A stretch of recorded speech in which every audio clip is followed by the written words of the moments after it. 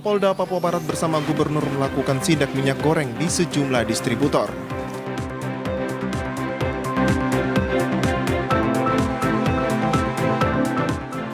Di akhir masa jabatan Gubernur dan Wakil Gubernur, Papua Barat semakin dekat, diharapkan OPD tetap melaksanakan tugas dan tanggung jawabnya.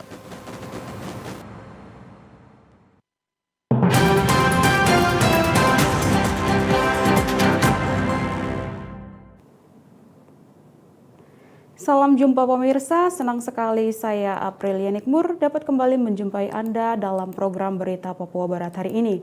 Sejumlah informasi di Papua Barat akan kami hadirkan untuk Anda. Inilah berita selengkapnya. Pemirsa, ratusan massa yang tergabung dalam Solidaritas Rakyat Papua geruduk kantor Wali Kota Sorong. Mereka menuntut penolakan pemekaran daerah otonom baru di Papua dan Papua Barat. Bahkan masa aksi meminta Wali Kota Sorong selaku Ketua Tim Pemekaran Provinsi Papua Barat Daya agar dihentikan. Selaku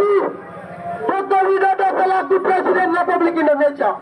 Dengan dikawal ketat aparat kepolisian Polres Sorong Kota pada Kamis 17 Maret 2022. Unjuk rasa penolakan pemekaran daerah otonom baru atau DOB Papua dan Papua Barat dengan membawa sejumlah spanduk dan baliho bertuliskan DOB bukan solusi untuk menyelesaikan akar persoalan di Papua Barat. Dengan menggunakan sebuah mobil pickup, salah satu mahasiswa menyampaikan orasi tentang penolakan DOB di sepanjang jalan protokol hingga memasuki halaman kantor Wali Kota Sorong. Kedatangan ratusan massa ke kantor Wali Kota Sorong untuk menemui Wali Kota Lambert Jitmau. Kedatangan ratusan massa ke kantor Wali Kota Sorong untuk menemui Wali Kota Sorong Lambertus Jitmau yang juga selaku Ketua Tim Pemekaran Provinsi Papua Barat Daya untuk menyerahkan aspirasi terkait penolakan pemekaran DOB termasuk Provinsi Papua Barat Daya.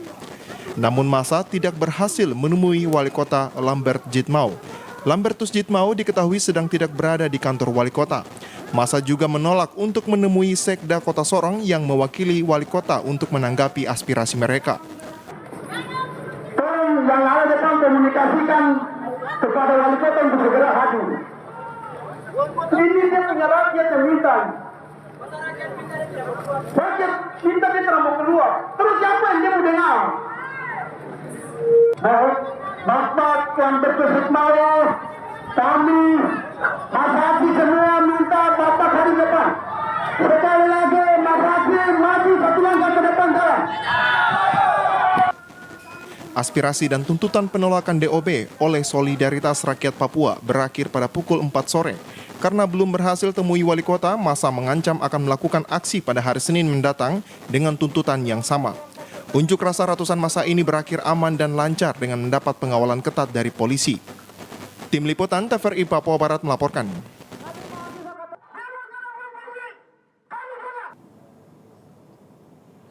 Pemirsa, Polres Manokwari telah menetapkan 2 orang tersangka dalam kasus ujaran kebencian yang terjadi pada tanggal 28 Februari 2022 lalu. Setelah melakukan pemeriksaan saksi ahli hingga rangkaian penyelidikan yang dilakukan Satuan Reserse dan Kriminal Satreskrim Polres Manokwari, akhirnya ditetapkan 2 orang tersangka ujaran kebencian, masing-masing HM 19 tahun dan EM 16 tahun yang masih duduk di bangku sekolah. Dalam keterangan persnya pada Kamis malam, Kapolres Manokwari melalui Kasat Reskrim Ibtu Arifal Utama mengatakan, hasil gelar perkara yang dilakukan unit Tipiter Satreskrim Manokwari, tersangka HM telah mengaku perbuatannya dengan membuat akun palsu, lalu menulis kata-kata ujaran kebencian melalui media sosial bersama dengan EM. Hal ini disebabkan karena faktor cemburu terhadap ES. Keduanya kini terbukti bersalah dan melanggar pasal 45 ayat 2 Junto pasal 28 ayat 2 Undang-Undang Republik Indonesia nomor 16 tahun 2019 tentang informasi dan transaksi elektronik dengan ancaman 6 tahun hukuman penjara dan denda paling banyak 1 miliar rupiah. Gelar perkara yang telah dilakukan oleh Satreskrim Polres Manokwari, terus yang kedua berdasarkan keterangan dari AM dan ditambah dengan keterangan ahli yang mengatakan bahwa ada 2 tersangka, telah ditetapkan 2 tersangka untuk kasus ujaran kebencian, ya, di mana melanggar pasal 45A ayat 2 junto pasal 28 ayat 2 Undang-Undang RI nomor 19 tahun 2016. tentang informasi dan transaksi elektronik, di mana hukuman ancamannya 6 tahun dan denda paling banyak 1 miliar rupiah. Arifal berharap kepada masyarakat supaya bijak dalam menggunakan sosial media, agar ke depan masalah seperti ini tidak terulang kembali dan Manokwari bisa aman dan kondusif. Natalindo Gerwait, TVRI Papua Barat melaporkan. Pemirsa, Kapolda Papua Barat bersama Gubernur melakukan sidak minyak goreng di sejumlah distributor, swalayan, dan pasar tradisional dalam kota Manokwari Jumat pagi tadi.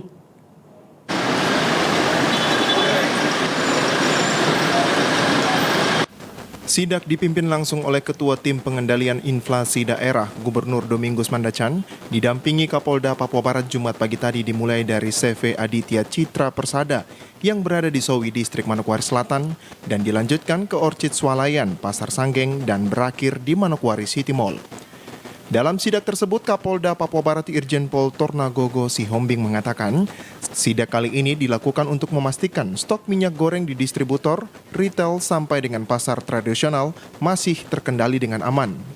Hal yang sama juga dilakukan oleh tim TPID yang ada di kabupaten kota di Papua Barat dalam mengecek ketersediaan minyak goreng. Tim TPID di bawah pimpinan Pak Gubernur, ya, tim pengendalian inflasi daerah berkesempatan untuk betul-betul memastikan stok barang khususnya minyak goreng mulai dari di distributor sampai di retail ataupun pasar tradisional ataupun di pengecer juga, ya, semuanya kita pastikan barang harus ada stoknya, dan itu sudah kita buktikan pagi ini, dan hal ini juga diikuti oleh TPID di tingkat kabupaten dan kota yang lain untuk melaksanakan hal yang sama. Dalam pengamatan Kapolda dalam sidak tersebut, minyak goreng masih aman di wilayah Papua Barat, khususnya Manokwari.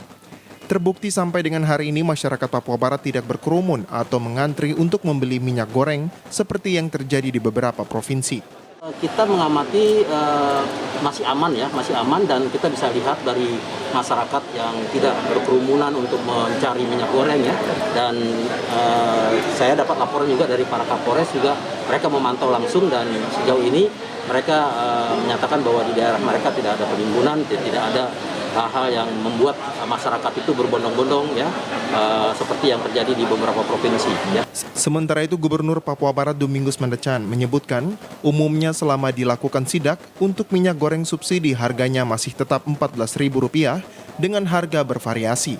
Sehingga masyarakat tidak perlu panik karena saat ini para distributor juga senang memesan minyak goreng di Surabaya untuk ketersediaan stok jelang Hari Raya Lebaran. Yang hari ini kita ada di mall, jadi pada umumnya minyak yang subsidi itu harganya tetap 14.000 tadi itu. Yang subsidi tetap 14.000, kemudian yang bukan subsidi itu ada bervariasi. Tapi pada umumnya stok untuk hari ini berapa minggu ke depan kemudian juga mereka juga yang distributor ini juga mereka sudah pesan juga dari produsen di Surabaya, gitu. Natalindo Gerwait, TVRI Papua Barat melaporkan. Pemirsa, di akhir masa jabatan Gubernur dan Wakil Gubernur Papua Barat semakin dekat, diharapkan OPD tetap melaksanakan tugas dan tanggung jawab karena pemerintahan, pembangunan, serta pelayanan kepada masyarakat tetap berjalan sampai pada pemilihan dan ditetapkan Gubernur definitif. Hal tersebut disampaikan Kepala Bapeda Provinsi Papua Barat Dance Sangkek saat memimpin apel gabungan di lingkup pemerintah Provinsi Papua Barat, Jumat 18 Maret 2022. Diharapkan kepada seluruh pimpinan OPD dapat melaksanakan tugas dan tanggung jawab melaksanakan program-program pembangunan untuk melayani masyarakat, serta menyusun program-program prioritas untuk tahun 2023 hingga 2026 mendatang. Dalam arahannya, Dance Sangkek mengatakan yang berakhir adalah masa jabatan, tetapi pemerintahan, pembangunan, dan pelayanan kemasyarakatan tetap berjalan sampai pelaksanaan pemilihan gubernur dan adanya gubernur definitif. Sehingga semua ASN harus konsisten dalam melaksanakan semua tanggung jawab sebagai penyelenggaraan otonomi daerah yang berfungsi pada setiap OPD masing-masing. Politik anggaran itu hal yang kita tidak bisa secara hal-hal yang sifatnya normatif, struktural, dan harus terjadi di sebuah pemerintahan. Sehingga pembentukan ini sekali lagi saya katakan bahwa yang berakhir adalah masa jabatan, tapi pemerintahan dan pembangunan pendidikan kemasyarakatan tetap berjalan sampai adanya pemilihan dan gubernur definitif. Nah itu berarti akan ada penjabat, tetapi kita semua tetap konsisten dalam melaksanakan urusan yang menjadi domain penyelenggaraan otonomi daerah. Otonomi daerah katanya bunyinya itu penyelenggaraan urusan-urusan. Nah itu yang ada pada fungsi-fungsi kita masing-masing untuk dapat kita sesuaikan. Itu yang pertama. Kemudian yang kedua, Dance mengingatkan agar setiap ASN dapat mengikuti apel, mengingat tingkat kehadiran ASN masih sangat rendah. Untuk itu, kehadiran ASN di kantor lebih banyak dalam melaksanakan tugas dan tanggung jawab untuk melayani masyarakat. pada pagi hari ini kita melakukan apel gabungan dan tadi kita mendengar semua tentang laporan kehadiran di apel ini ya. Mudah-mudahan kehadiran di kantor tidak seperti pada pagi hari ini. Dan rata-rata yang tidak hadir itu di atas 20. Bahkan ada yang rekor sampai 100 tidak hadir. Mudah-mudahan, sekali lagi mudah-mudahan tidak hadir pada apel pagi ini, tetapi hadir di kantor masing-masing. Diharapkan kepada setiap OPD dapat segera melaksanakan kegiatan karena pagu anggaran sudah diberikan kepada setiap OPD, sehingga daya serap anggaran di setiap kegiatan dapat berjalan maksimal. Jimmy Tabisu, TVRI Papua Barat melaporkan. Informasi selanjutnya akan kami hadirkan setelah jeda berikut ini, tetaplah bersama kami.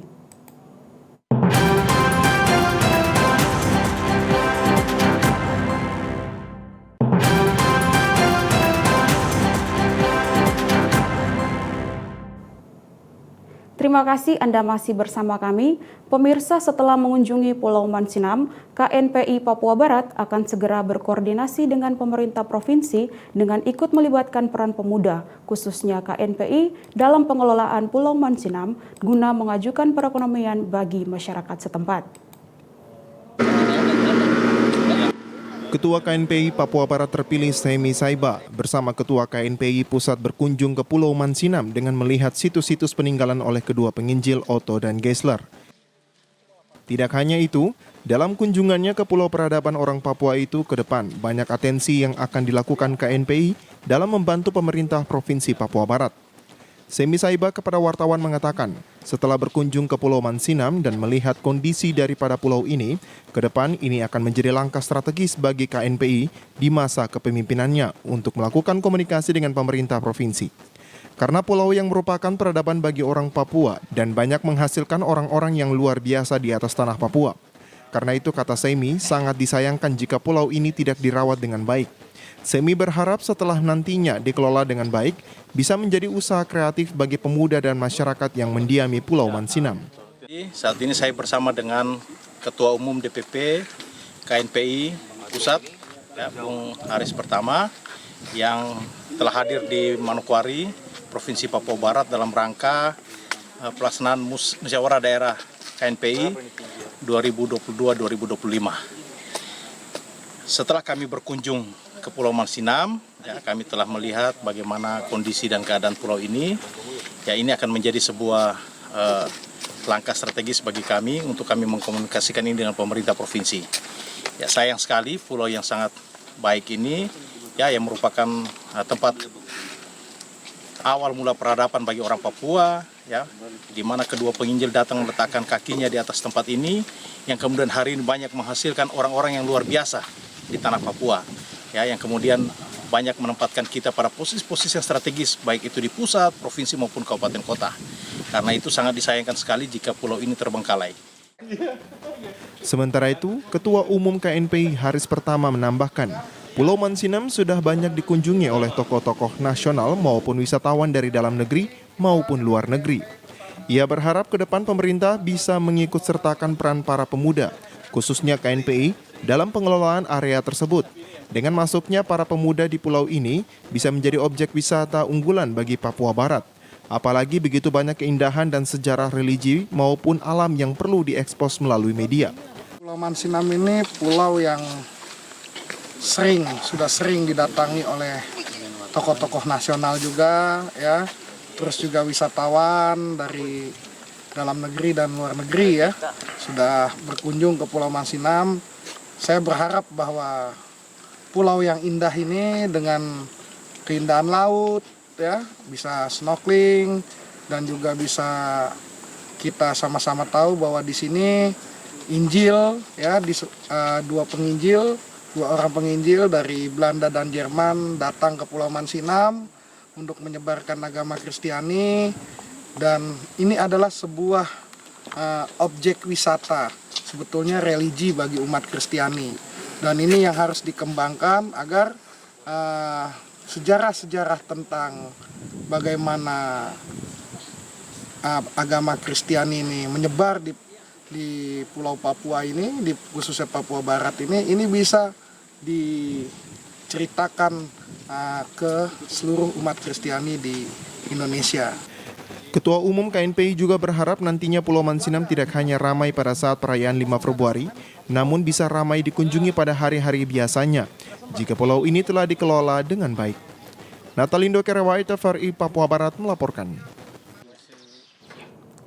Pemirsa, guna menunjang operasional dan pelayanan di Badan Layanan Umum Daerah Rumah Sakit Umum Manokwari, Kamis kemarin Bupati Manokwari meresmikan 6 unit gedung dan 3 unit kendaraan operasional.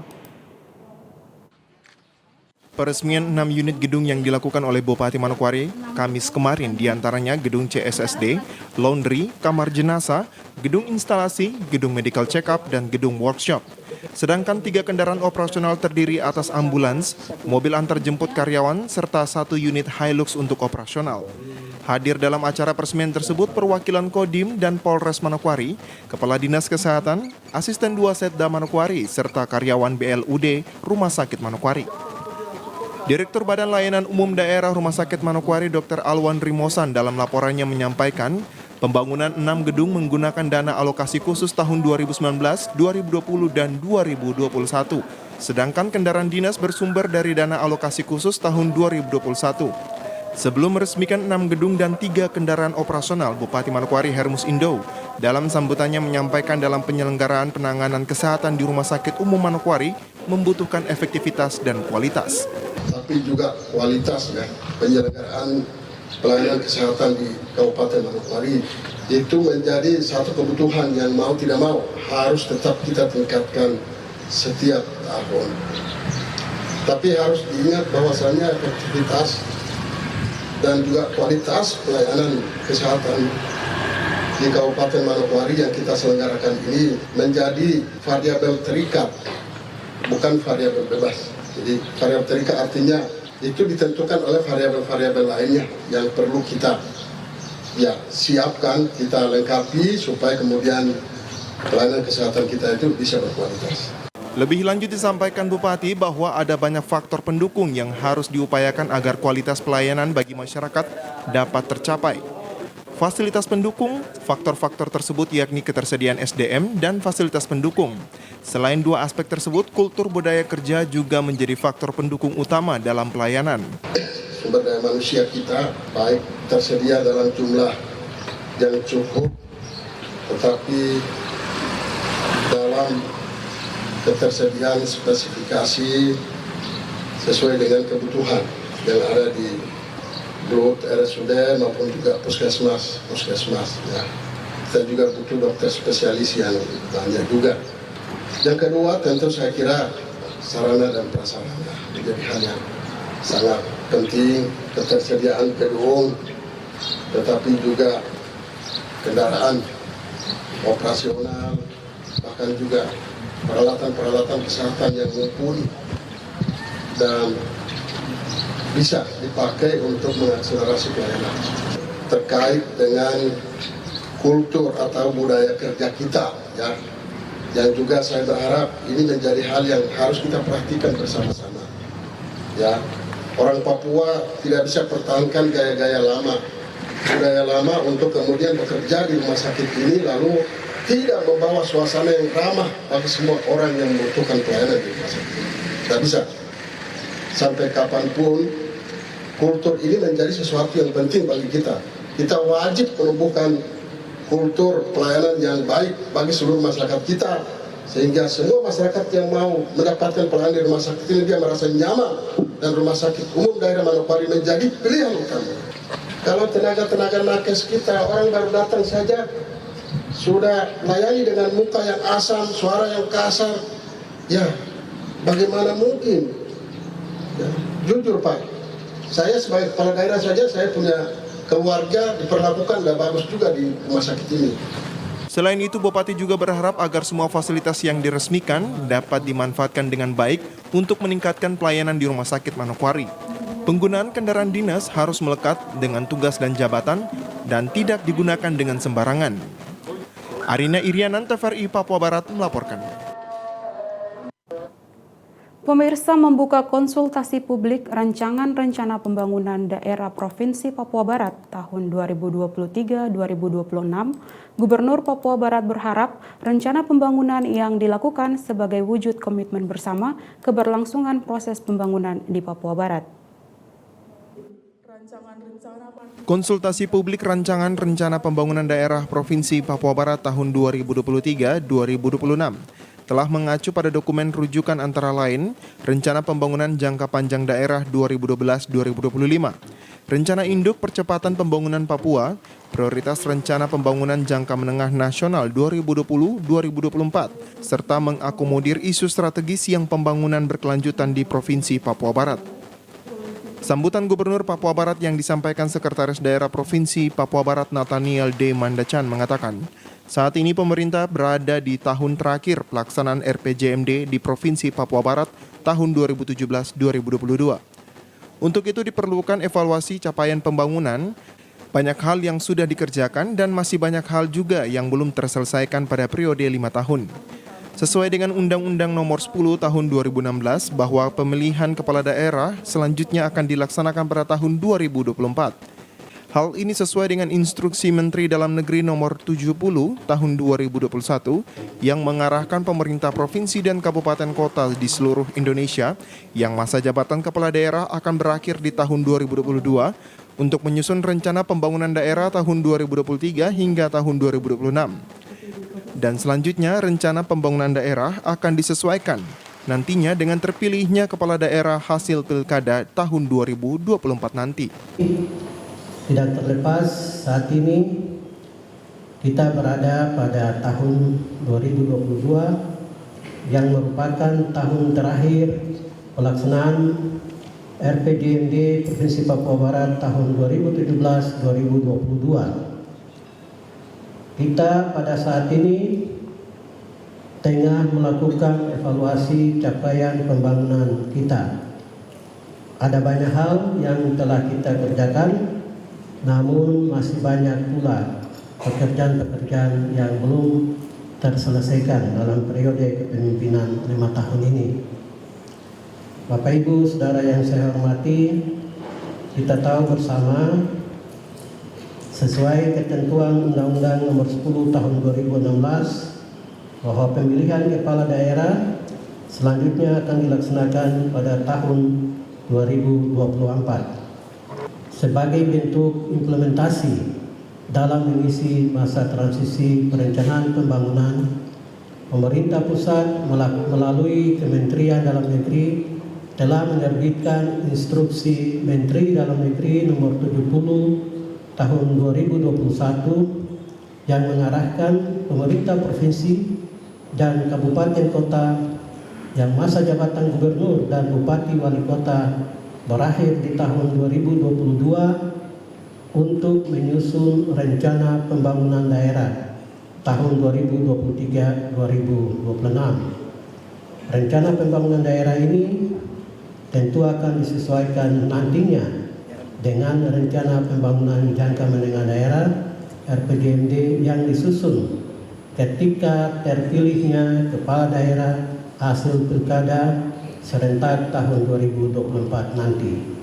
Lebih lanjut disampaikan rencana pembangunan daerah tahun 2023-2026 yang disiapkan saat ini merupakan wujud komitmen kita bersama mempersiapkan keberlangsungan proses pembangunan di masa transisi pemerintah Provinsi Papua Barat hingga terpilihnya gubernur dan wakil gubernur di tahun 2024 nanti. 2023-2026 yang sedang kita siapkan ini merupakan wujud komitmen kita bersama mempersiapkan keberlangsungan proses pembangunan selama masa transisi pemerintah sampai dengan terpilihnya gubernur dan wakil gubernur di tahun 2024 nanti.